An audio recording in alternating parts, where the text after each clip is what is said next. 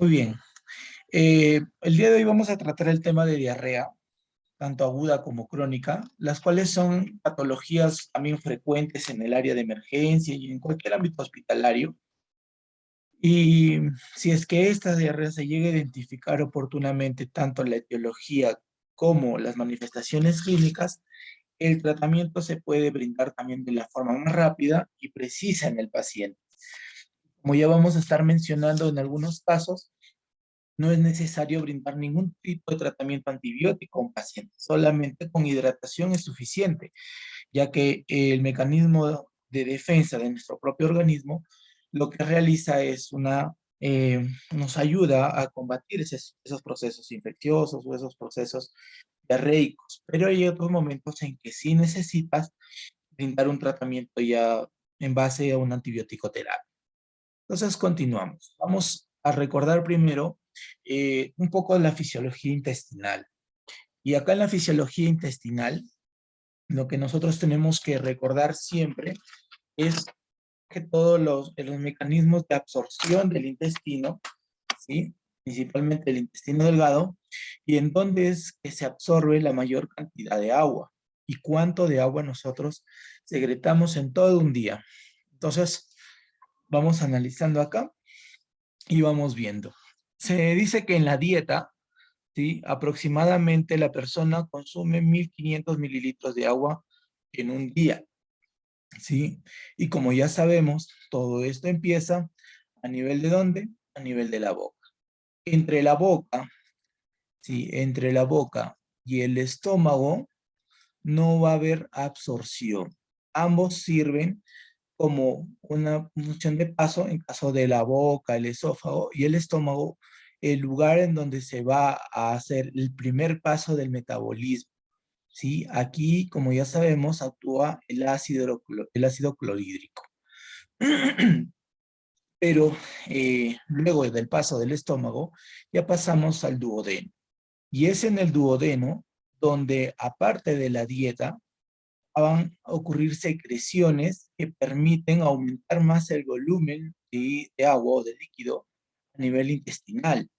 Aquí contamos con las salivales, que aproximadamente es 1500 mililitros, las secreciones gástricas, 2500, las sales biliares secretadas por la vesícula biliar, 500 mililitros, el páncreas también, 1500 mililitros, y los procesos de secreción intestinal también que permiten en algunos casos la absorción, 1000 mililitros. ¿Sí? Estas son las cantidades que aproximadamente en un día están ingresando a nuestro organismo. En el duodeno hay más que todo absorción de ciertos nutrientes, como son la glucosa, los lípidos, los aminoácidos, pero en el yeyuno ya comienza a haber más secreción de líquido y absorción de los nutrientes y aparte también de elementos necesarios para mantener un equilibrio hidroestático, como son el sodio y los hidrogeniones. Acá se secreta aproximadamente 7000, bueno, se está pasando los 7000 mililitros que ya mencioné aproximadamente, y también hay otra absorción a nivel del ilion, que es de 7000 mililitros, que se está secretando en todos estos jugos biliares. O sea, todo esto que va ingresando en los jugos biliares, ¿sí? A nivel del ilion comienzan a absorberse, ¿sí? Todos estos líquidos que hemos mencionado a través de la dieta y de los demás procesos fisiológicos de la digestión. Entonces es así que una vez se absorben estos 7000 mililitros y sigue el paso, a nivel del ciego se secreta 1500 mililitros de agua. Y esta agua es necesaria para mantener una adecuada permeabilidad ¿de quién? De las heces. Para que las heces no se vuelvan duras, después de todo el proceso de deshidratación que ha sufrido, no se vuelvan duras y puedan salir con mayor facilidad hacia el exterior. De estos 1500 mililitros, aproximadamente 1400 mililitros se absorben a nivel del colon proximal y del colon distal, y solo 100 mililitros se eliminan a través de las heces, ¿sí? A través de las heces. Ahora, si se absorbe una gran cantidad de líquidos, ¿dónde se van a perder? También se pierden a través de la diuresis. Y eso es lo que se mantiene con el equilibrio, ¿sí? A nivel del hilio, se van a seguir absorbiendo el cloruro de sodio, que es lo necesario para mantener un medio interno adecuado en nuestro organismo, mantener una solución fisiológica dentro de nuestro cuerpo. Al igual que en el ciego y en el colon. A nivel del colon, lo que más se absorbe es solamente agua, agua, ¿sí? Agua. Aquí se absorbe mayormente solamente agua y ciertos electrolitos, ¿no? Sodio y cloro que siguen siendo los mismos, pero principalmente sodio a nivel del perdón, del colon distal. Entonces, ¿cuál es colon proximal? ¿Cuál es colon distal? Cuando hablamos de esto, y acá tienen que recordar su anatomía. Y una vez que pasa del intestino delgado, la parte terminal que es el ilio, llegamos a una porción llamada ciego, que es como una bolsa que contiene ¿a quién? Al apéndice, ¿verdad? Apéndice. Y acá está. Entonces, luego lo que continúa es otra estructura intestinal, y hablamos del intestino grueso. Y el intestino grueso tiene dos porciones, una denominada ascendente, ¿sí? Ascendente o proximal, otra llamada transversa y una descendente, o también llamada distal, ¿sí? Descendente o distal. Y finalmente sigue el sigmoides, el ano y el recto. Perdón, el recto y finalmente el... Estas son las porciones del intestino grueso, anatómicamente. Proximal viene a ser el intestino grueso el ascendente o el colon ascendente, y el colon descendente viene a ser el distal. Dentro del intestino delgado, y dentro del intestino delgado, nosotros presentamos una serie de células especializadas en la absorción. Estas células son los llamados enterocitos. Enterocitos. Y los enterocitos son células intestinales que permiten generar la absorción de los nutrientes. Aquí tenemos las vellosidades intestinales del intestino delgado, en donde en cada una de ellas están dispuestas las células enterocíticas o los enterocitos. Y se pueden observar, son bastantes las células enterocíticos, de los enterocitos que se encuentran a ese nivel, a lo que denominamos borde en cepillo, por la forma en la que tiene. Y estos enterocitos a la vez también contienen en su parte apical, es decir, en la que está en contacto con la luz del intestino, vellosidades que también permiten la absorción. Entonces, hay una mayor absorción a nivel del intestino delgado en el grueso, y en el grueso solamente agua. Y acá tenemos nosotros el esquema del enterocito, ¿no? Acá está su borde en cepillo, ¿sí? O microvellosidades, borde en cepillo, que va a permitir la absorción de todos los nutrientes. Y acá incluimos el agua. Y es tanto su poder de absorción que absorbe grandes elementos nutrientes, como por ejemplo los carbohidratos, los lípidos, y para que se absorban lípidos, estos no lo hace por simplemente la difusión, sino utiliza el proceso de la fagocitosis para poder, o endocitosis también, para poder ingresar las grandes moléculas de lípidos hacia la sangre. Cada uno de estos enterocitos está unidos herméticamente entre sí, no permiten el paso de otras sustancias más que del agua, que es la principal también principal componente de absorción, y lo puede hacer los otros nutrientes por transporte activo o transporte pasivo, dependiendo de los nutrientes. Ahora, la absorción de agua, más que todo, lo hace a nivel paracelular, es decir, no lo hace directamente absorbiendo por la célula, sino entre las uniones de enterocito con enterocito, justamente en estos espacios de acá. Ahí es por donde, a través de la filtración, perdón, de la ósmosis, el agua pasa de este lugar de concentración, de mayor concentración, a otro de menor concentración. Y los movimientos de solutos y aguas también a través de la membrana son principalmente de lo que hemos mencionado, los aminoácidos, los lípidos, los carbohidratos y otros elementos como el sodio, el cloro, el potasio, ¿no? Todo proveniente de la alimentación. También el hierro, también ácidos nucleicos que también se está absorbiendo durante la alimentación, etcétera. Y ese es todo el proceso de absorción del intestino. Se tiene que conocer todo eso para poder saber cuándo estamos hablando de un paciente con diarrea, cuándo. Ahora, en la parte de eliminación en cuanto a las heces, bueno, digamos del periodo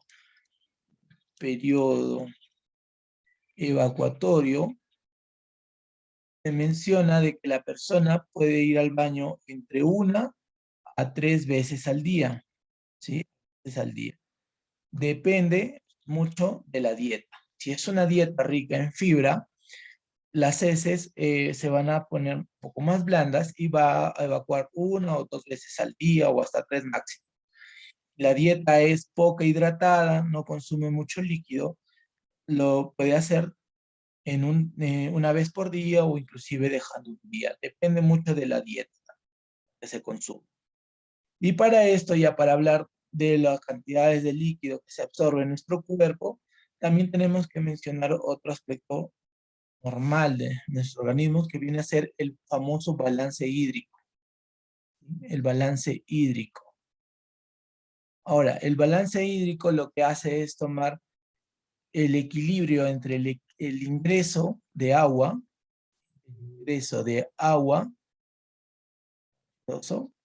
y el egreso de estos líquidos. Y el egreso. Cuando hablamos de ingreso de líquido, ¿sí? Cuando hablamos de ingreso de líquido, lo que vamos a estar evaluando principalmente aquí viene a ser el aporte dietético, estamos evaluando también el aporte parenteral. Y en el aporte parenteral estamos también considerando todo lo que se administre por vía intravenosa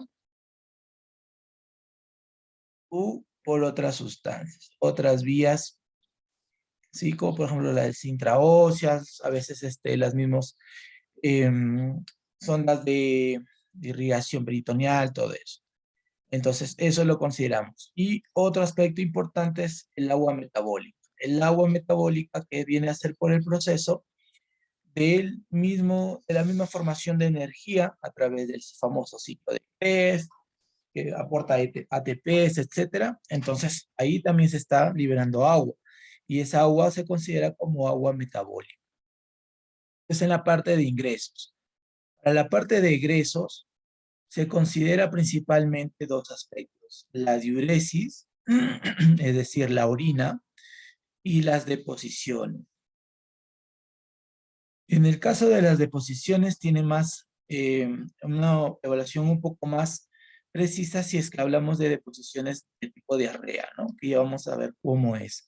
Y la diuresis, bueno, la cantidad de orina que va todo un día.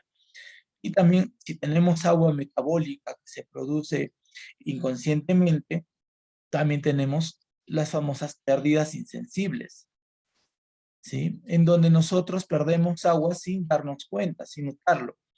¿Y dónde lo perdemos? Lo perdemos principalmente en el sudor, en las lágrimas, ¿sí? En la respiración, ahí perdemos agua. Y todo eso se considera como pérdidas insensibles, ¿ya? Entonces, todo esto, supongamos que el ingreso aproximado de agua a través de cualquiera de estas vías es de 3.000 mililitros, en el egreso tiene que ser también 3.000 mililitros. Y eso hablamos de un equilibrio ácido-base, perdón, un balance hídrico o hidroelectrolítico, como se le conoce. Nomás es un balance hídrico. Ahora, finalmente, en este balance hídrico no se considera el aporte de sangre. Sangre no entra dentro del balance hídrico. Si es que le vayan a preguntar o les digan que lo tienen que tener en cuenta, no es así. El balance hídrico no va a permitir, bueno, no se cuantifica o no se toma en cuenta el ingreso de sangre. Muy bien, entonces vamos a pasar a la parte ya de la patología en sí, cuando hablamos de diarrea. ¿Y cuando estamos hablando de que una persona tiene diarrea? Diarrea se va a clasificar principalmente, o se va a mencionar cuando disminuye la consistencia de las heces, disminución de la consistencia de las heces, ¿sí? Disminución de la consistencia de las heces, y también aumenta, con la consistencia de las heces, aumenta, ¿qué cosa? La frecuencia habitual, ¿sí? De deposición.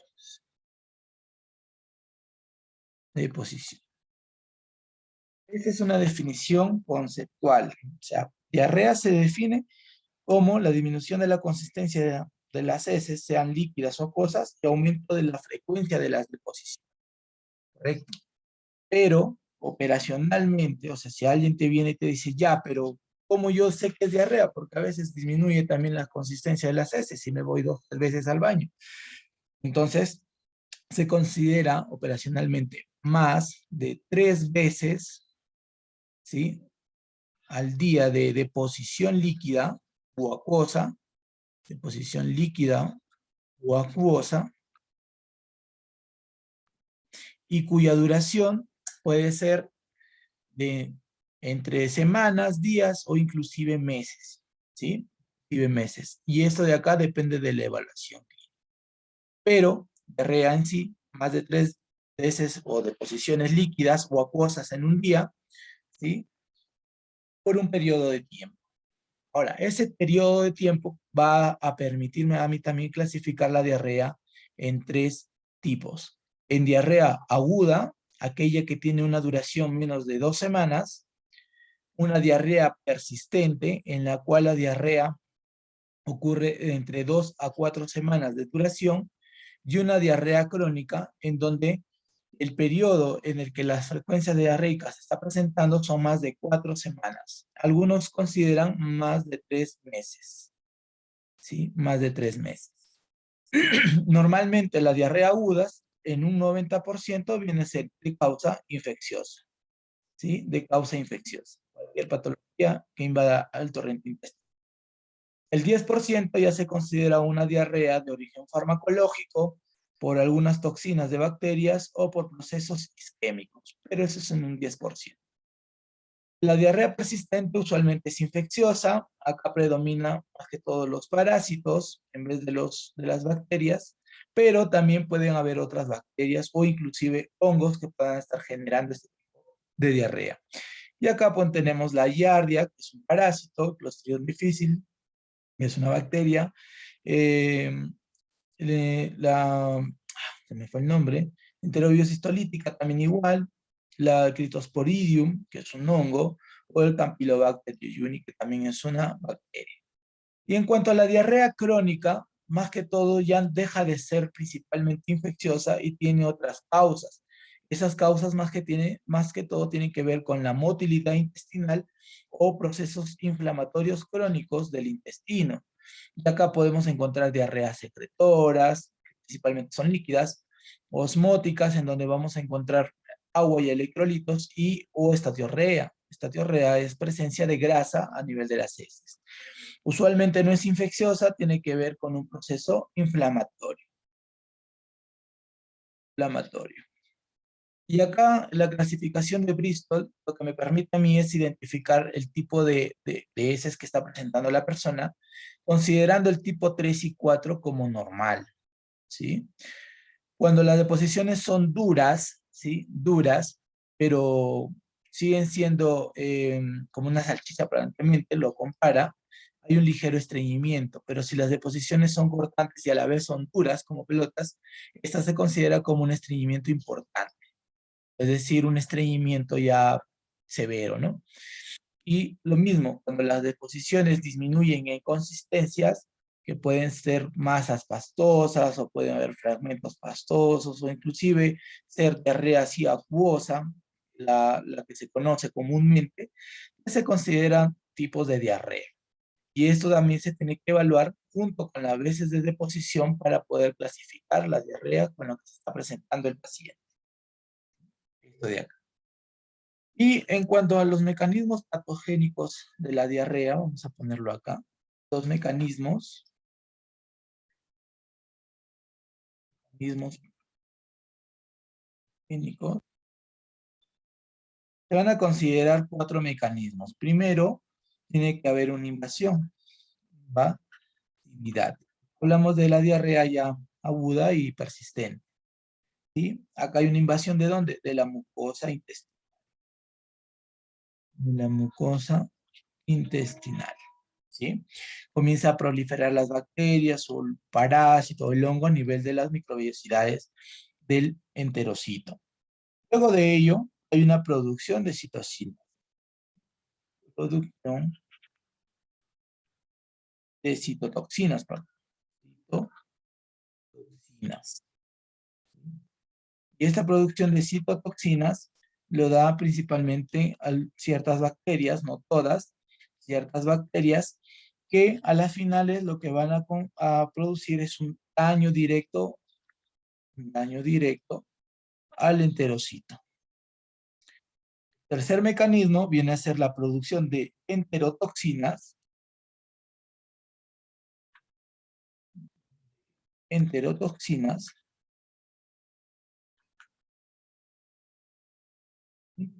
En donde aparte de ocurrir un daño directo en el enterocito, lo que genera también es una alteración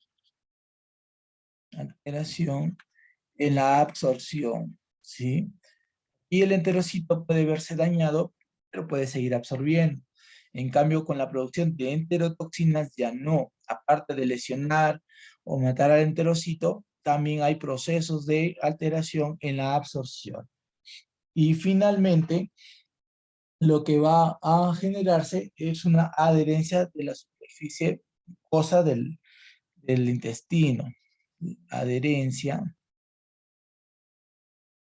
de mucosa intestinal.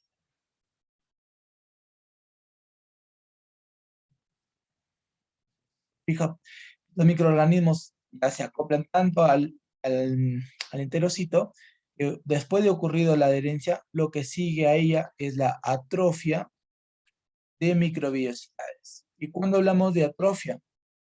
Cuando el enterocito normalmente tiene sus microbiosidades, se observa así. Cuando hablamos de atrofia, cuando estas microbiosidades ya no se permiten o ya no se encuentran a ese nivel del enterocito. Entonces ya no permite la absorción. A esto se denomina atrofia. Todo lo que se reduzca de tamaño. ¿Sí? Normalmente el enterocito está así, ¿sí? Con sus vellosidades, pero después de sufrir la invasión de la mucosa, y si esta sigue prolongándose, ocurre una atrofia, las microvellosidades ya no van a estar presentes en la parte apical del enterocito y va a haber una disminución de los mismos o ausencia de las microvellosidades. En este caso, eso es un tipo de atrofia. Otro tipo de atrofia es cuando la célula está adecuada de un gran tamaño y por ciertos mecanismos comienza a hacerse más pequeña. Esa es atrofia también. En general es la disminución del tamaño de una célula. Eso es. Muy bien. Hasta aquí, doctores, ¿alguna duda, alguna pregunta que tengan? ¿Ninguna? Muy bien, entonces continuamos. Y acá ya hablamos de la diarrea aguda. ¿Cómo se va a clasificar la diarrea aguda? Y esta se va a clasificar dependiendo también las características de la diarrea y las causas que la están presentando. Normalmente, la diarrea aguda puede clasificarse en dos, en acuosa o con sangre, y esto se ve en las deposiciones. Cuando hablamos de acuosa, también se clasifica en dos partes, en secretora o en osmótica. Cuando hablamos de secretora, cuando aquí hay presencia de agua más electrolitos. ¿Y cuando hablamos de osmótica? Cuando solamente hay agua, ¿sí? Cuando solo hay agua. ¿Cuáles son los agentes etiológicos que pueden producir una diarrea secretora? Principalmente el vibrio cólera, ¿sí? El vibrio cólera. Es la principal bacteria que puede generar un tipo de diarrea llamado secretora. Otro es el Escherichia coli, y el Escherichia coli enterotoxigénica, ¿sí? Enterotoxigénica. Y otro como la Shigella también que puede estar causando una diarrea secretora. Y no se olviden, secretora es agua más pérdida de electrolitos. ¿Correcto? Agua más electrolitos. Cuando hablamos de diarrea osmótica, cuando la diarrea está produciendo solamente pérdida de agua a nivel de las heces. Y acá podemos encontrar en diferentes momentos de edad, siendo principalmente en población de niños el rotavirus. En niños, el rotavirus. Aunque este virus está actualmente bueno, disminuyendo la cantidad de casos, porque ya se administra a los menores de 1 año la vacuna del rotavirus. Y justamente con eso evitamos que haya una diarrea osmótica. Otro, los parásitos que pueden generar una diarrea osmótica también son la Giardia lamblia. La Giardia lamblia es un parásito plano, más o menos dibujo en esquema sería casi de esta forma, ¿sí? Casi de esta forma. Tiene acá sus núcleos, ¿sí? Núcleos, una pequeña conexión. Y se ve chistoso. Este es en una vista superior. En una vista anterior sería más o menos así. ¿Sí? En una vista anterior. ¿Qué hace la Giardia lamblia? Se adhiere al intestino, al enterocito, y no deja que los nutrientes se absorban. Entonces, como no se van a absorber, se van a eliminar. ¿Cuándo se elimina? Principalmente el agua, ¿sí? El agua y los otros nutrientes, como por ejemplo la glucosa. Ahora, la glucosa es otro elemento que va a arrastrar agua, junto con el sodio, junto con la urea. Entonces, al arrastrar agua, también aumenta más la producción de una diarrea osmótica. Tenemos otros como el Cryptosporidium o el Cyclosporidium, que son hongos, o el Microsporidium. También el uso de laxantes y purgantes pueden generar una diarrea osmótica. Algún tipo de desalimentación, ¿sí? Algún tipo de desalimentación. Algunos consumen ciertos elementos que no son propios o no son nutrientes y que pueden generar también la diarrea. Y otras como la Escherichia coli, pero principalmente acá tenemos a las enteroadhesivas o a las enteroagregativas, que son las que se adhieren principalmente a la mucosa o a las microvellosidades del enterocito. Ese es en cuanto a una diarrea de tipo acuosa. Cuando hablamos de una diarrea con sangre o también denominada disentérica, diarrea disentérica. Cuando hay presencia de sangre en las heces. Y acá puede ser principalmente invasiva y no invasiva. Cuando hablamos invasiva es porque lo está produciendo una bacteria o un microorganismo, como por ejemplo la Shigella, que es la principal causa, y también tenemos a la Escherichia coli enteroinvasiva. Enteroinvasiva. Las otras son la Salmonella, el Campylobacter o la Yersinia.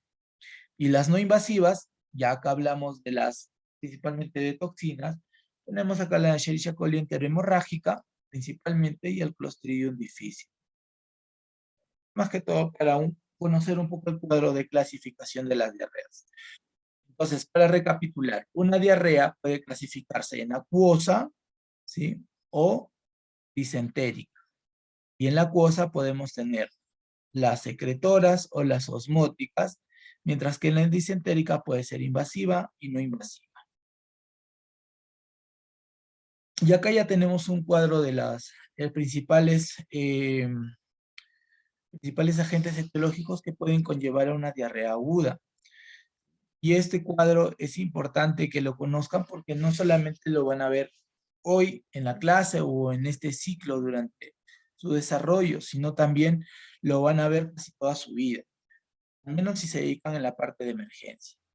¿Sí? Porque dependiendo del periodo de incubación que está presentando un agente etiológico, es que yo puedo deducir qué tipo de diarrea es, o al menos saber qué agente etiológico lo puede estar causando. Y conociendo también los signos y síntomas y el periodo de duración de la enfermedad, entonces ya puedo más o menos saber qué tratamiento brindar al paciente. Al igual que las características en donde encontrar esas bacterias o esos microorganismos para aconsejar a esos pacientes y brindar un tratamiento ya no farmacológico, sino de orientación en cuidados en su hogar. Entonces empezamos, ¿sí? Vamos a ir desde abajo hacia arriba. Las primeras 6 horas, de 1 a 6 horas, puede estar siendo causa de diarrea, principalmente por el Staphylococcus aureus o por el Bacillus cereus. Y esas son las dos causas principales de diarrea dentro de las primeras 6 horas. Ahora, este tipo de diarrea no está siendo producto de la bacteria misma, sino de toxinas, ¿sí? Ponerle de otro color mejor. Okay.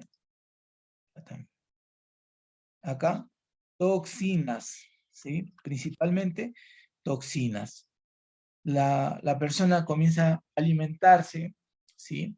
De productos contaminados por las toxinas del Staphylococcus aureus o del Bacillus cereus y produce la diarrea dentro de las primeras 6 horas. Por eso de repente, si no les ha pasado a ustedes, conocen familiares que comen, ¿sí? Y a las 2 horas o a la hora están comenzando a tener bastante diarrea. Entonces, esto de acá principalmente ocurre por las toxinas. Ahora, ¿dónde encuentro el Bacillus cereus? Perdón, en el arroz y en las carnes, ¿sí? En las carnes mal cocidas y en el arroz precocido, ¿sí? En el arroz precocido. O en el arroz también guardado de un día para otro. Entonces, ¿y cómo puedo hallar esto? ¿Cómo yo voy a saber si el paciente consumió el Bacillus cereus? Porque les va a decir normalmente que el paciente se está yendo a un chifa a comer. Se ha ido a un chifa y a la 1 o 2 horas comienza a presentar diarrea. ¿Por qué? Porque el Bacillus cereus, toxinas, está presentes ahí. En cambio, en el Staphylococcus aureus, si bien es cierto, se encuentra también en las carnes, en las papas o en ensaladas, mayormente se encuentra en los pasteles de crema, y también acá incluimos la mayonesa casera. Ahí encontramos esto.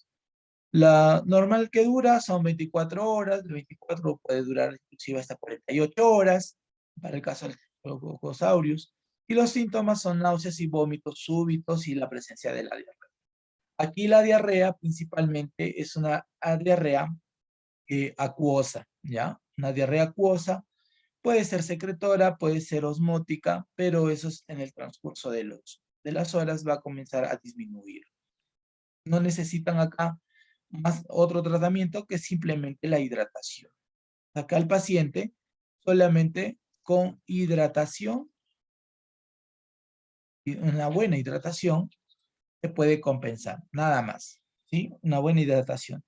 Ustedes me administran antibiótico, no les va a servir de nada, por las puras va a ser, pero si ya comienzan a notar que el paciente está haciendo otros signos de hipovolemia o de shock hipovolémico, entonces ahí ya se tendría que analizar si realmente era por estas bacterias o por otras, como las que voy a mencionar, como por ejemplo el Escherichia coli enterotoxigénica y la enterohemorrágica. Estos dos tipos de diarrea son principalmente con un periodo de incubación de 1 a 3 días o hasta 8 días. Las características que la enterotoxigénica presenta una diarrea acuosa y un fuerte dolor abdominal. Puede también haber vómitos. Mientras que en la enterohemorrágica hay una diarrea, ¿sí? Con sangre, ¿no? Una diarrea sanguinolenta. La duración de 3 a 10 días, y acá yo necesito ya administrar ciertos antibióticos, al menos para la enterohemorrágica. La enterotoxigénica no, porque también está ocurriendo la presencia de tos.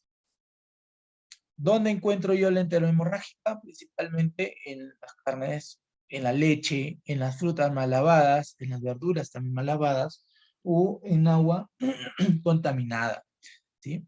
Mientras que la enterotoxigénica en la comida o en el agua contaminada. Lo que me produce la diarrea por enterotoxigénica es la denominada diarrea del viajero. Y esta es pregunta de examen. Diarrea del viajero. Diarrea del viajero. Una pregunta de examen. Siempre les ponen así un caso clínico de un paciente que es procedente de alguna ciudad o de algún otro país que acude acá. Siempre, a ver, el año pasado su pregunta fue del Cusco, ¿no? Paciente proveniente de Estados Unidos, viaja al Cusco y después de 2 días o 3 días de estancia comienza a presentar diarrea acuosa con dolor abdominal. Entonces, se le diagnostica tipo de diarrea del viajero? ¿Cuál es la causa de este tipo de diarrea? Entonces les van a poner las opciones. No se olviden, la enterotoxigénica viene a ser considerada como la diarrea del viajero. Luego ya tenemos periodos de incubación también más largos, como por ejemplo la Yersinia, la Shigella, que son aproximadamente hasta 2 días, ¿sí? De 24 a 48 horas. En la Shigella produce fiebre, diarrea, dolor abdominal y normalmente la encuentran en las comidas y en el agua contaminada, ¿sí? Ahora, la Shigella, principalmente la Shigella disentérica, produce diarrea pero con sangre. La Shigella disentérica, acá lo voy a anotar.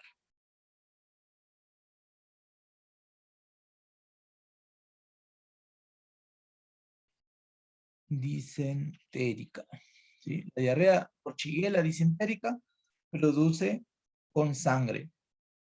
Las otras shiguelas no, ¿ya? Solo la disentérica produce con sangre. Tener en cuenta esto. Igual, periodo de enfermedad de 4 a 7 días y en comidas contaminadas. La Yersinia es otro que produce diarreas, vómitos, también produce fiebre y dolor abdominal, ¿sí? Aquí en la Yersinia principalmente le va a decir el paciente que consumió carne de cerdo. Muchas veces una carne de cerdo mal cocida. Y las leches, ¿no? Las leches no pasteurizadas. Este tipo de leches no pasteurizadas significan leches que son directamente del ganado vacuno, en las granjas. Las diarreas por Yersinia. Y esta diarrea por Yersinia les puede llevar inclusive al shock si es que no es tratado o identificado por. Eso es principalmente. Ahora, las aeromonas que se consideran también dentro de las patologías que están produciendo tipo de diarreas, principalmente se encuentran en el agua contaminada, ¿sí? Y en el verano. Lo que produce es vómitos, diarrea acuosa y fiebre. La fiebre normalmente hasta 38, 39 grados. ¿Sí? Y la duración de tiempo de la enfermedad es variable, puede durar 1 día, 2 días o inclusive 5 días, 6 días. La salmonella typhi, la causante de la salmonelosis, perdón, de la tifoidea, lo que me está produciendo es una diarrea que tiene un periodo de incubación entre 7 a 14 días. Después de la ingesta de 7 a 14 días comienza a producir su patogenia, que viene a ser la fiebre intermitente, ¿sí? Cefaleas, malestar general, escalofríos y puede haber diarreas y vómitos.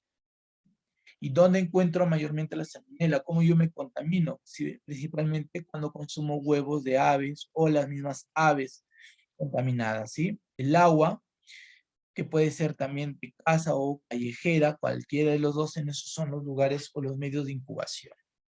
Finalmente, las salmonelas enteriditis, que me producen diarrea, fiebre y dolor. La diarrea de una salmonela, ¿sí? De una salmonelosis, principalmente es de tipo acuosa, ¿sí? Acuosa, y fiebre hasta 39 grados. El dolor abdominal, ¿no? No se olviden, esto lo encuentran en huevos y en aves. Y el Campylobacter, que tiene un periodo de incubación de 2 a 5 días, también produce diarrea, pero más que diarrea, dolor abdominal. Dolor abdominal. Y lo encuentran en aves poco cocinadas, o sea, mal cocinadas. Esto de acá es un cuadro en general de la mayoría de agentes etiológicos que producen diarrea aguda. También puede estar producida por toxinas. Y cuando la diarrea está producida por toxinas, tenemos que conocer aquellas diarreas que son del tipo neurotoxigénica, es decir, lesionan directamente las terminaciones nerviosas del intestino, enterotoxinas, que son las que van a lesionar a los enterocitos en sí, van a generar atrofia de las microbiosidades, y las citotóxicas, que no solamente dañan tejido epitelial intestinal, sino otro tipo de tejidos y toxinas principalmente que se liberan en la sangre. En neurotoxinas, Clostridium botulinum es el más conocido, el Staphylococcus aureus y el Bacillus cereus, ¿sí? El Bacillus cereus, y estas dos ya lo hemos visto en las diarreas que producen, ¿no? Aquí está, en el cuadro al final. El enterotoxinas, el Vibrio cólera, es uno de los causantes, al igual que el E. coli, pero el E. coli enterotoxigénico. Salmonella, Shigella. Y en la citotóxica, en las citotoxinas, principalmente la Shigella, el Vibrio, pero acá encontramos a la Escherichia coli enterohemorrágica, Clostridium jejuni, Clostridium difficile y Clostridium perfringens, ¿sí? Que son las principales causas de diarrea, ¿ya? Mayormente el difícil se da después del tratamiento con antibiótico. Un paciente está recibiendo antibiótico por cierta enfermedad, en el transcurso de los días comienza a haber diarrea. ¿Por qué? Porque justamente la invasión del Clostridio difficile se está produciendo a nivel intestinal y produce las citotoxinas que va a generar su daño, ¿no? Y ya que hablamos de esta, de la de Clostridium difficile, también hay una asociación entre la diarrea y fármacos. Fármacos que no sean antibióticos son principalmente los laxantes y el uso de algunos evacuantes. Pero ya cuando hablamos de antibiótico, ¿sí? De antibiótico, la principal causa, ¿sí? Causa de diarrea por antibiótico se da como producto de la invasión del Clostridium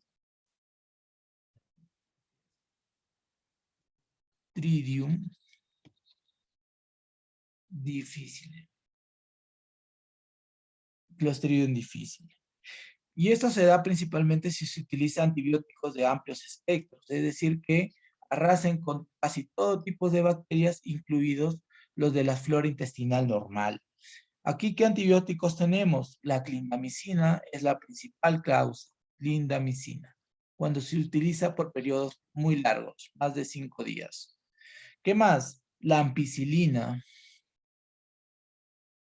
La ampicilina. ¿Qué otra causa? La amoxicilina. La amoxicilina. Otro más, las cefalosporinas. Cefalosporinas. ¿Qué es cefalosporina, doctor? La ceftriaxona, cefasolina, ¿sí? Esos son casos de cefalosporina. Principalmente los de tercera generación. Eso lo vamos a ver también cuando hablemos de antibióticos. Y fluoroquinolonas, ¿ya? Fluoro, fluoroquinolonas. ¿Qué fluoroquinolonas, doctor? El ciprofloxacino. ¿Sí? Lo voy a poner acá. Ciprofloxacino. La principal causa de diarrea por antibióticos. Todas estas listas de antibióticos. Siempre les van a poner aquí la clindamicina como el causante principal. Luego la ciprofloxacino como dentro del grupo de las quinolonas. Pero siempre en el caso clínico, y esto también es pregunta de examen, puede decir paciente que consume antibiótico, clindamicina, le van a poner por 5 o 7 días, presenta diarrea, ¿sí? Y se determina que es principalmente el Clostridium. Mencione cuál es el tipo de Clostridium que genera la diarrea. No se olviden, asocien fármaco con difícil, ¿sí? Fármaco difícil, así le dicen cuando hablamos de diarrea por fármaco, ¿ya? Esa no tienen, se acuerdan. Fármaco difícil es para decir que el Clostridium difícil es la causante de la diarrea por consumo de fármaco, ¿ya? Eso es lo que tienen que hacer. Ahora, ¿por qué es importante esto? Porque lo que nos puede conllevar como complicaciones más adelante es un proceso patológico llamado colitis pseudomembranosa. Pseudomembranosa.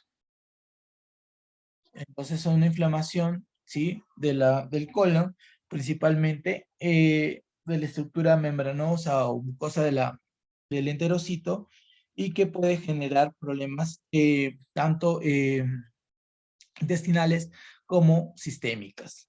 Acá lo que se hace principalmente es un dosaje de las toxinas de las heces, ¿sí? Si ustedes sospechan de que es un paciente con diarrea por antibiótico, van a presentar o van a evaluar pacientes a través de las toxinas en heces. Toxinas en heces.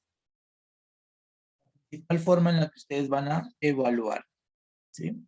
Y no se olviden, la diarrea asociada por fármaco también no necesariamente es un paciente que está ambulatorio, también puede ser un paciente hospitalario, hospitalizado. Y en el caso clínico también les pueden decir, ¿no? Paciente hospitalizado por 3 días con neumonía. Al cuarto día comienza a presentar diarrea. Entonces usted, y ven la lista de medicamentos que recibe, está recibiendo clindamicina o está recibiendo ciprofloxacino o alguna cefalosporina. Entonces, ustedes deducen que es una diarrea por fármaco. Y acá el tratamiento, más que todo, es suspender el medicamento, suspender el antibiótico y brindar algunos elementos de la flora normal intestinal, pero externa, ¿no? Que son los que se van para que puedan suplantar o puedan mejorar un poco este tipo de diarreas. Hasta acá, chicos, dudas, preguntas. No hay ninguna. Todo está quedando claro.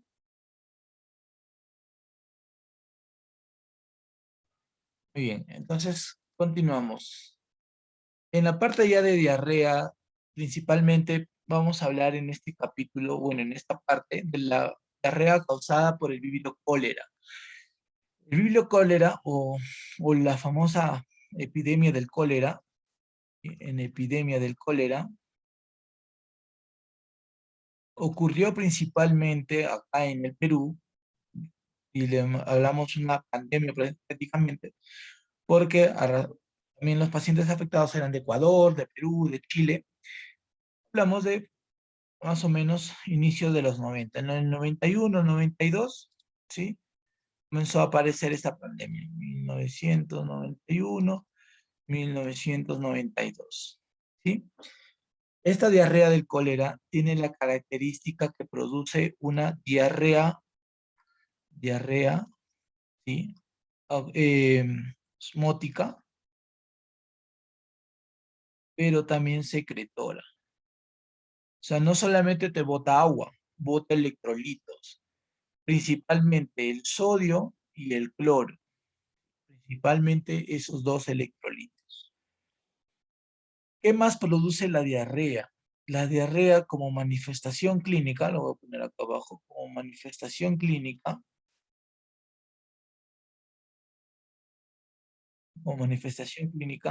produce dolor abdominal intenso, ¿sí? Gente se van a decir que tienen retortijones, produce la diarrea, pero la diarrea es tan intensa que son entre 5 a 8 veces por día. Entre 5 a 8 veces por día. Muchos pacientes refieren que ya no tienen tiempo de acudir al baño y por la necesidad de hacer la diarrea, porque ya es un impulso más que todo de reflejo, se produce en la deposición en el lugar en donde estén. Y es bastante deshidratante. Hidratación. Una deshidratación severa, ¿sí? Es tan severa que el paciente llega al shock hipovolémico. Shock hipovolémico. Ahora, ¿cómo sabemos qué es el vibrio cólera? El vibrio cólera viene a ser una bacteria en forma de espiral, denominada espiroqueta, ¿sí? Que se encuentra en el agua contaminada. En el agua contaminada, ¿sí? En el agua contaminada. Ahí ustedes se encuentran el vibrio cólera. Ahora, una vez que se consume el vibrio cólera, no es que la bacteria misma va a generar la enfermedad. Lo que hace es liberar toxinas, ¿sí? Libera toxinas que se van a acoplar al enterocito. Se van a acoplar. Y como menciona acá en el texto, principalmente a las subunidades de enterocito, ¿no? De los gangliósidos GM1 de la membrana del enterocito, lo que produce que haya una mayor activación del adenilciclato, ¿sí? Para que incremente el AMP cíclico intracelular, y esto estimule ¿qué cosa? Que se aperturen los canales de cloro e inhibe el cotransporte de sodio y de cloro en las microvellosidades. ¿Qué quiere decir esto? Que una vez que la toxina se adhiere a la mucosa intestinal o a las microvellosidades del enterocito, lo que produce es ¿qué cosa? Un aumento en el AMP cíclico. Acá, un aumento en el AMP cíclico. Este aumento del AMP cíclico a nivel intestinal produce dos cosas. Primero, apertura los canales de cloro para que el cloro intercelular salga hacia afuera y bloquee el canal de sodio-cloro, ¿sí? Que se reabsorbe después de su liberación para que ingrese con el sodio. Entonces, al no ingresar, tanto el cloro como el sodio se están acumulando en la luz intestinal. Además de eso, lo que produce es una estimulación vagal por producción de las prostaglandinas que hacen que haya una mayor motilidad intestinal. Por eso es que produce el dolor abdominal. Y a la vez evita la absorción de otras sustancias, como por ejemplo el agua. Entonces, el agua, el cloro y el sodio que están a nivel de la luz intestinal tienen que salir, son evacuados. Y es ahí en donde se produce una diarrea del tipo osmótica porque hay pérdida de agua, y secretora porque aparte del agua también hay electrolitos. Ahora, es tan abundante esta diarrea y es tan frecuente y es tantas veces ocurre en un día que el paciente se deshidrata rápidamente. Y lo que genera, aparte de un shock hipovolémico, también es un denominado desequilibrio equilibrio ácido-base, ¿sí? Ácido-base dentro de la sangre, de nuestra sangre, porque hay pérdida de elementos que están controlando el equilibrio, ¿no? Como por ejemplo el cloro, como por ejemplo el sodio y el agua misma. Entonces, ¿qué sucede a nivel plasmático? A nivel plasmático, el paciente comienza a presentar lo que se denomina una acidosis metabólica, que también se está perdiendo bicarbonato dentro de la luz intestinal. Y el bicarbonato que se necesita extraer para compensar esta acidosis no es la suficiente. Entonces el paciente comienza a sufrir acidosis metabólica y una deshidratación severa que lo conlleva al shock. Esto es principalmente la diarrea producto del vibrio cólera. Una de las principales causas de diarrea, ya no en nuestro medio, es poco frecuente, pero en otras zonas como por ejemplo la India o también en zonas de África, esta patología es frecuente. Muy bien, entonces ya tenemos a un paciente que lo que evaluamos y sabemos que es un paciente con diarrea, en este caso diarrea aguda. ¿Qué nos dice qué más hacemos después de identificar a estos pacientes? No solamente es evaluarlos y darles el antibiótico, darles la hidratación y se acabó. No. Primero tenemos que determinar las causas. Si es una causa infecciosa o si es una causa no infecciosa. Si sospechamos que es infecciosa, ya hemos hablado, es el 90% de los casos, entonces tengo que saber si es una diarrea leve, moderada o intensa, dependiendo de las cantidades de heces y el estado de hidratación que presente. Y ahí tengo que yo emplear la restitución con líquidos y electrolitos. Si hablamos de una diarrea moderada a intensa, yo tengo que canalizar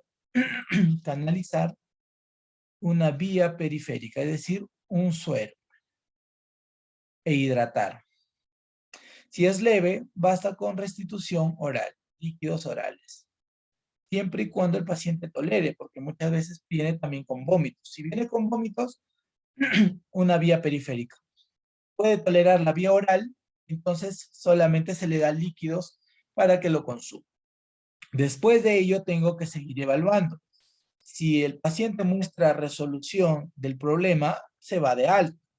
Pero si es persistente o comienzan a aparecer fiebre, las heces ya comienzan a hacerse sanguinolentas, comienza a aumentar el número de veces al baño y también hay presencia de leucocitos en las heces, yo ya comienzo a sospechar de algún otro tipo de diarrea, puedo brindar el antibiótico o antidiarreico, y a la vez, antes de ello, el estudio microbiológico de las heces para saber qué microorganismo es el que lo está causando. Identifico al patógeno y brindo un tratamiento empírico antes del mismo y luego ya paso al tratamiento específico.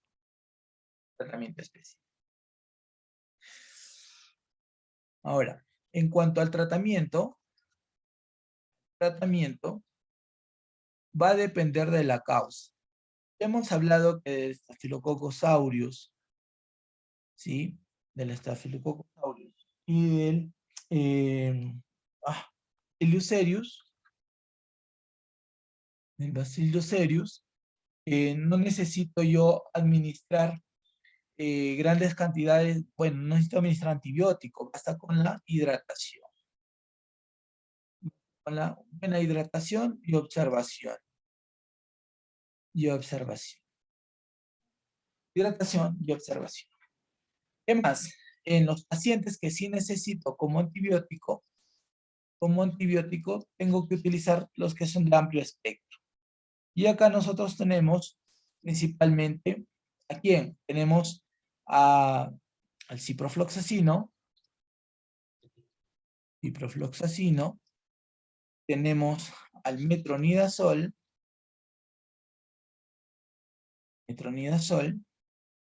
también podemos dar ceftriaxona. Esto en cuanto a que las bacterias ya son conocidas o como tratamiento empírico para un inicio, doy metronidazol intravenoso, ciprofloxacina intravenosa.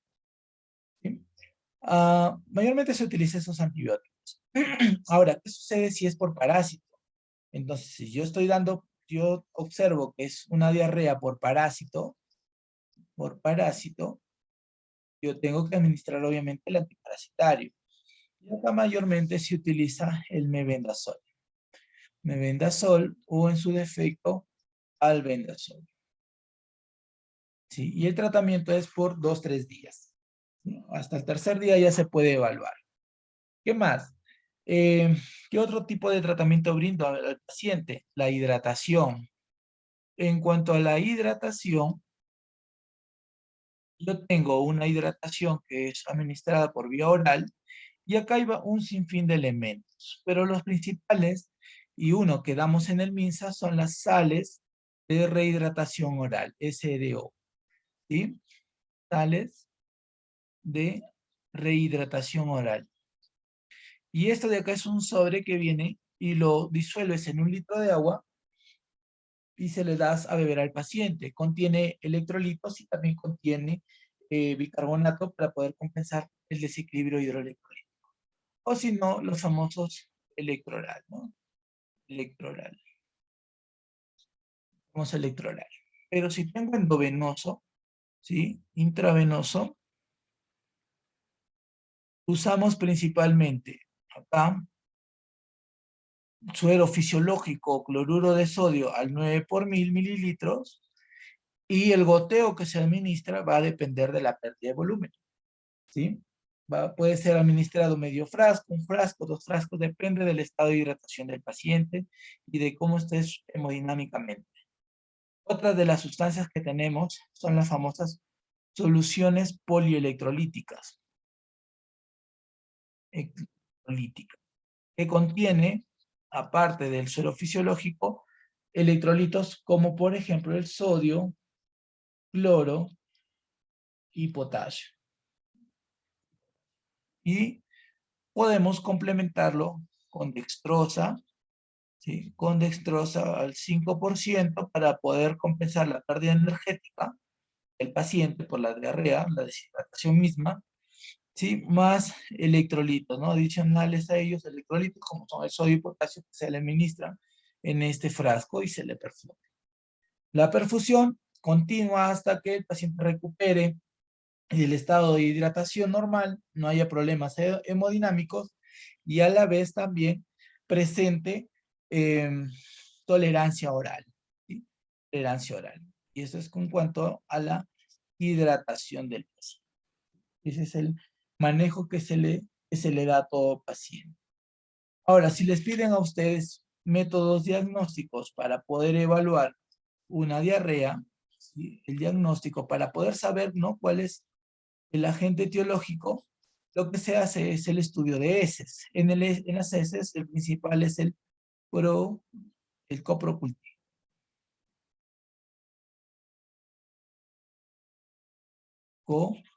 Coprocultivo. ¿Qué se hace acá? Se estudia las heces principalmente para determinar dos cosas: bacterias y leucocitos, es decir, células inflamatorias en las heces. Aparte, también se puede hacer un sedimento en heces para hallar presencia de parásitos.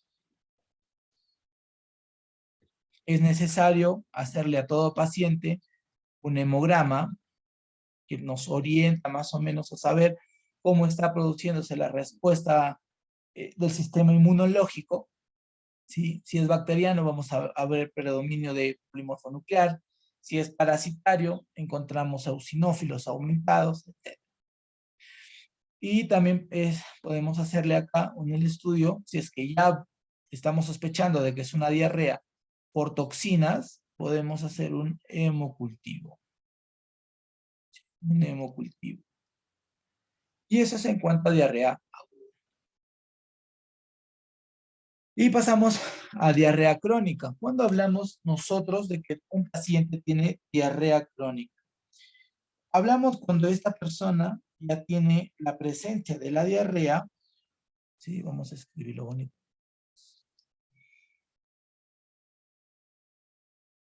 Está presentando deposiciones líquidas, líquidas o semilíquidas, por un periodo mayor de 4 semanas, o algunos autores dicen mayor de 3 meses. ¿Sí? Mayor de 3 meses para la diarrea crónica. Ahora, en cuanto a la diarrea crónica, la etiología principal no es una diarrea causada por alguna bacteria conocida, más que todo son por procesos inflamatorios propios del intestino o de alguna otra patología que está produciéndolas, que lo está produciendo. Y más que todo tiene que ver por un proceso funcional del intestino, ¿sí? Más que todo por eso es lo que lo que se encuentra presencia de diarrea crónica. Ahora, en cuanto a la diarrea crónica, esta puede ser por un tipo de diarrea secretora, un tipo de diarrea osmótica, esteatorrea, inflamatoria o por dismotilidad, es decir, alteración del movimiento intestinal en el organismo. Por cualquiera de ellos puede ser producto. Ahora, en la secretora principalmente hay alteración, hay diarrea con alta cantidad de agua y electrolitos, que mayormente ocurre por consumo crónico de fármacos, algún problema hormonal, que es la principal causa, principalmente el hipertiroidismo. Hipertiroidismo puede generar diarrea, sí, secretora. La osmótica, más que todo por problemas en la no absorción de ciertas sustancias, como por ejemplo los carbohidratos. Hay una mala absorción de carbohidratos y esto produce una diarrea osmótica, o el consumo de laxantes osmóticos de forma crónica. La estatiorrea se refiere a la presencia de lípidos o grasa en heces. ¿Sí? Grasa en heces. ¿Cuánto debe ser para yo decir que el paciente tiene estatiorrea? mayor de 14 gramos por día, para poder decir que hay presencia de heces perdón, de grasas en las heces, y esto considéralo como esteatorrea. Aparte hay un olor fétido y el paciente comienza a perder peso. ¿Qué otra más que pueden ustedes preguntar en este caso de la esteatorrea? Es preguntarle al paciente si las deposiciones que él realiza flotan en la taza del water, flotan o se unen. Si flotan y le dicen que flota casi todas las deposiciones que él hace, es principalmente por diarrea, por este tipo de diarrea esteatorreica, ¿sí? Por presencia de que la grasa no se está absorbiendo adecuadamente. Inflamatoria, cuando ya el paciente comienza a presentar signos, obviamente, de inflamación, como son el dolor, la fiebre, puede haber sangrado e inflamación intestinal. El paciente comienza a presentar también hipermotilidad. Esto es característico de ciertas enfermedades, como la enfermedad de Crohn o la colitis ulcerosa crónica. Y la dismotilidad ya tiene que ver con, más que todo, con el tránsito intestinal acelerado, ¿sí? Aquí también podríamos considerar al hipertiroidismo como causa frecuente, ¿ya? Como causa frecuente, hijo. Mencionándose algún tipo de cáncer, los carcinomas principalmente, algún tipo de cáncer, síndrome de colon irritable, que es otra de las causas frecuentes de este tipo de diarrea crónica. Y tengo que hacer un estudio de heces para poder saber frente a qué problema me estoy encontrando. Si es una diarrea secretora, osmótica o inflamatoria. Entonces yo hago un estudio, ¿sí? Un estudio de heces. Y en el estudio de heces, ¿qué me valoran? Me valoran primero el peso, la presencia del GAP osmótico y electrolitos junto con el lactato y el pH. Un segundo, por favor, me están llamando.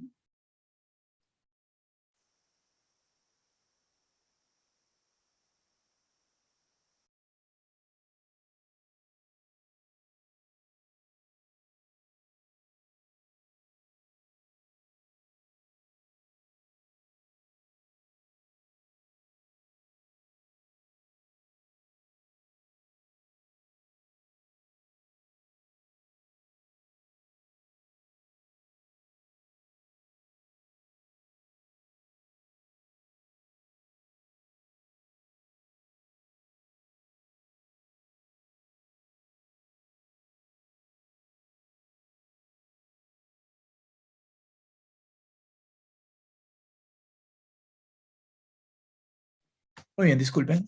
Ya, y les decía, eso es lo que se evalúa.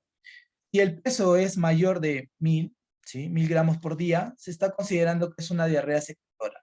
Si está entre 500 a 1000, osmótica, y si es inflamatoria, siempre va a ser menor de 500 gramos por día.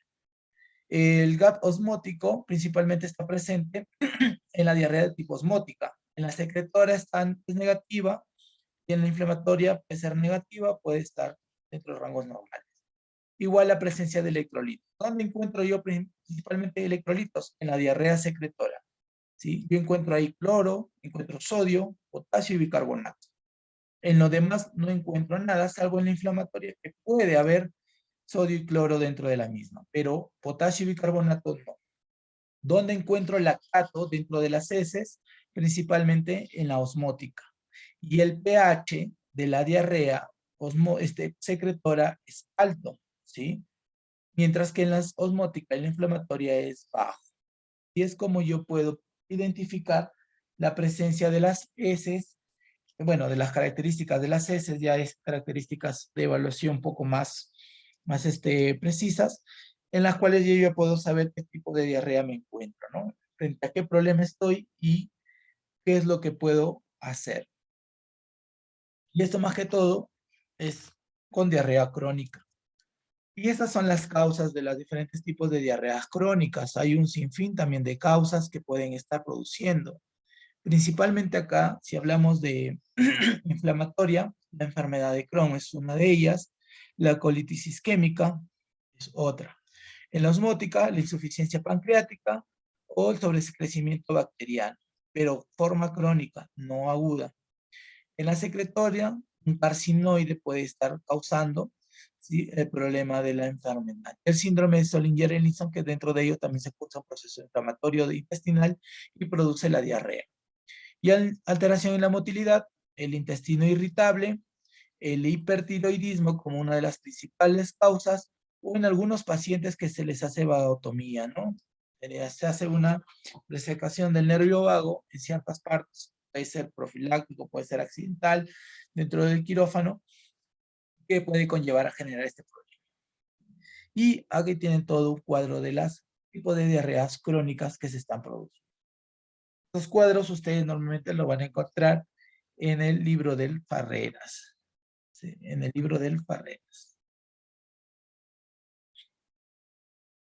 Y ya, con respecto a la parte diagnóstica de la diarrea crónica, si bien es cierto que ya hemos mencionado que se realiza principalmente con el tipo de heces que se evalúa, lo que se hace es determinar la presencia de diarrea crónica.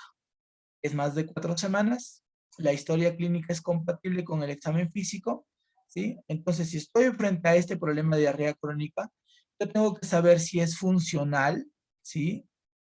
Y acá la primera que descarto es el síndrome del intestino irritable. Pero si es orgánica, si es orgánica, es decir, yo ya encuentro por ahí indicativos de que puede ser algún proceso patológico no funcional, sino que todo de estructura, ya veo si es por mala absorción, si es una diarrea acuosa o es una inflamatoria. Y así voy buscando las causas. Si es mala absortiva, ¿qué tiene mi paciente? Esteatorrea, y si tiene esteatorrea, tengo que buscar las causas. Y si comienza a haber entonces, problemas de, por ejemplo, enteropatías, entonces yo tengo que buscar las demás causas. Y si estoy hablando de diarrea acuosa, tengo que saber si estoy frente a una diarrea osmótica o secretora. Esto es frente al examen de heces que ya hemos visto, ¿no? Que es este de aquí, el que hemos estado revisando, ¿no? Este cuadro de aquí. Me permite saber de qué tipo de diarrea estoy y más o menos permitirme identificar la causa etiológica de la misma, de la diarrea. Ahora, también puede ser inflamatoria por la presencia de leucocitos y esto tiene que ver principalmente con antibióticos que se administran a larga data, a largo plazo. Entonces, ¿cuál era el principal? Clostridium difficile, ¿no? Pero también puede haber amebas que están de vida libre ahí o colitis bacterianas. Entonces, una vez que yo identifico la causa, doy tratamiento, es corregir la hidratación,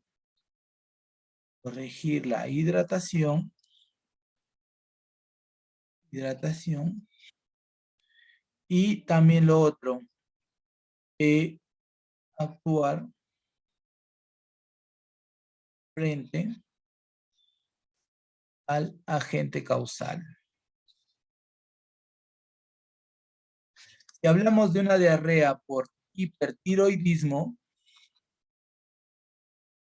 yo tengo que dar el tratamiento para el hipertiroidismo y tratarla, y con eso se va a corregir la diarrea, ¿sí? Si estoy hablando de una diarrea por síndrome de intestino irritable, tengo que ver la causa o tengo que ver o tratar primero este síndrome y luego tratar la diarrea, porque solo va esa diarrea, una vez actuando frente a la causa o a la etiología, lo que produce es que ya comienza a disminuir la presencia de la misma. Si estoy hablando de Clostridium difficile, acá tengo que dar un antibiótico preciso para este. Principalmente utilizamos acá ceftriaxona, pero también acá tengo que dar medicamentos que son para la flora, para recuperar la flora normal intestinal. Normal intestinal. ¿Sí? Tengo que recuperarla. Y hay sobrecitos que venden para poder compensar esta flora normal intestinal, junto con la acción del Clostridium difficile. ¿Sí? Si hablamos de algún carcinoma, principalmente, aquí es una evaluación oncológica, puede ser quirúrgico, puede haber quimioterapia. Con esto ya también estoy corrigiendo la la presencia de la diarrea. Todo primero, corregir la hidratación y luego actuar frente al, dar el tratamiento frente a la etiología causal de la diarrea crónica. ¿Sí? Muy bien, y eso sería todo, doctores. No sé si para este punto tienen alguna duda, alguna pregunta que lo puedan realizar.